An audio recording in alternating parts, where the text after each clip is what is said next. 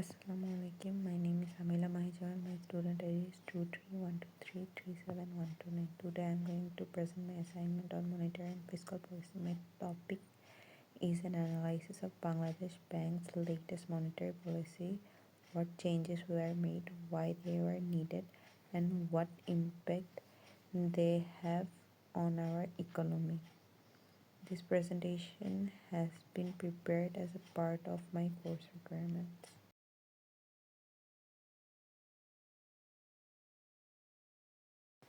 Why monetary policy important? Monetary policy plays a major role in stabilizing the economy. It helps control inflation and keeps price stable. It ensures financial stability by strengthening the banking sector.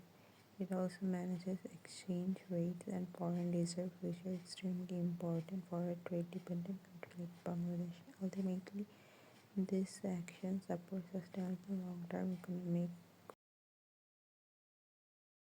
Summary of latest monetary policy. In recent latest monetary policy, Bangladesh Bank has kept the policy repo rate at 10%.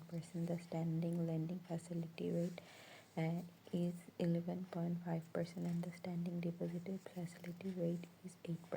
The private sector credit growth target has been fixed at 7.2%. The central bank's main focus is controlling inflation, stabilizing the foreign exchange market, and rebuilding reserves. Changes from previous policy. Compared to the previous monetary policy, several important changes have been introduced. The interest rate corridor has been maintained. Private sector credit growth has been reduced, reflecting a tighter stance. Bangladesh Bank has given clear forward guidance. Policy rates may be cut off only if inflation falls below 7%. Even though inflation has started to moderate, the overall stance remains tight to ensure economic stability. Monetary policy tools. First, the repo rate. And this is the rate at which commercial banks borrow from Bangladesh Bank. If the repo rate increases, borrowing becomes more expensive, which helps reduce inflation.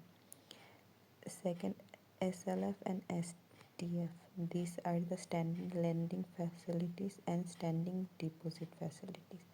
They act as the ceiling and floor for short-term interest rate and helps control liquidity in the banking sector.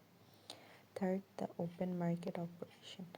Through OMO, Bangladesh Bank buys or sells government security to either inject money into the economy or absorb excess money. Fourth, credit growth targets. By limiting how much credit banks can extend, Bangladesh Bank directly controls loan availability and overall demand in the economy. Fifth, FX reserves management. Bangladesh Bank intervenes in the foreign exchange market to stabilize the exchange rate and protect reserves. And finally, forward guidance. This means the central bank communicates its future policy intention to guide market expectation. Together, these tools helps control inflation, manage liquidity, and maintain um, financial and external stability. Monetary policy tools. Challenges. Despite its effort, Bangladesh Bank faces several challenges. Monetary policy transmission is weak, meaning policy rate changes do not quickly reach borrowers. The banking sector still suffers from high non-performing loans. There is pressure in their banking, foreign exchange market, and debt limitation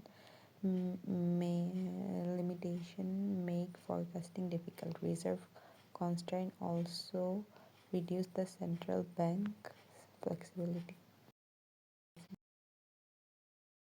Conclusion. In conclusion, Bangladesh Bank is maintaining a tight monetary policy stance to control inflation and stabilize the economy.